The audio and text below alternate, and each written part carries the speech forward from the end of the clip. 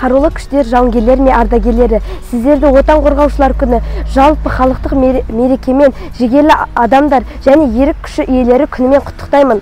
Бұл ерекше мереке біз бұл күні ұлы отан соғысы ардагерлері ерлік пен батылдықтың өлшеусіз үлгісін көрсеткен барлық жерлестеріміз Ауғанстанның отты жолдарымен өткен ержүрек жауынгерлер алдында тағзым етеміз.